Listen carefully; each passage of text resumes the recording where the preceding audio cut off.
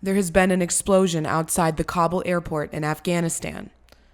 A Pentagon spokesperson confirmed that there were both civilian and U.S. deaths. While the Pentagon did not confirm the number of casualties, Taliban officials told reporters for Reuters that there may have been up to 13 deaths, including children. Large crowds of Afghans have been gathering daily at the airport in hopes of fleeing the country following the Taliban takeover. The U.S. Embassy in Kabul warned Americans Wednesday night not to travel to Kabul Airport because of unspecified security threats. The embassy also warned Afghan citizens at the airport to evacuate immediately. The American embassy is warning U.S. citizens to stay away from the country's main airport because of the threat of violence. We believe that there is a very imminent, highly lethal attack possible within Kabul, and as a consequence, we've had to change the travel advice. There's now a specific threat that ISIS in Afghanistan could target the airport. And despite dire warnings, thousands are still gathering at the gates, clinging to any hope of getting out. 20 people were killed around the airport in the last week, including one overnight during a deadly firefight involving U.S. forces. After President Biden announced the acceleration of evacuations ahead of the August 31st deadline. I'm Rayy Vana, and welcome back to Rebel HQ. Neither the Pentagon nor the Taliban has confirmed who is responsible for today's deadly explosion.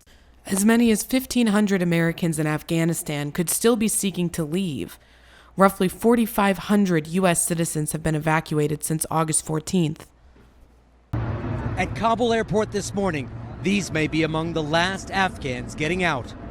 The United States and partners from around the world are scrambling to take out thousands more Afghans by Tuesday. But soon the foreign troops will have to be evacuating themselves too. So the window is closing for Afghans to get on flights. And not everyone will make it.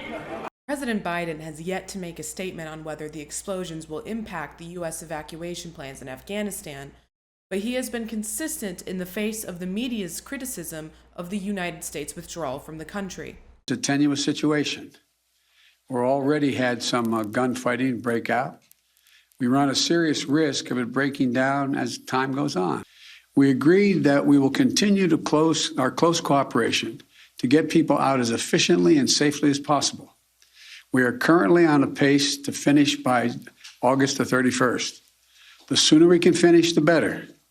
Each day of operations brings added risk to our troops. Secretary of State Antony Blinken says that he believes the United States will be able to evacuate all of the troops and U.S. citizens in Afghanistan, as well as Afghan citizens. There is no deadline on our work to help any remaining American citizens who decide they want to leave to do so, along with the many Afghans who have stood by us over these many years and want to leave and have been unable to do so.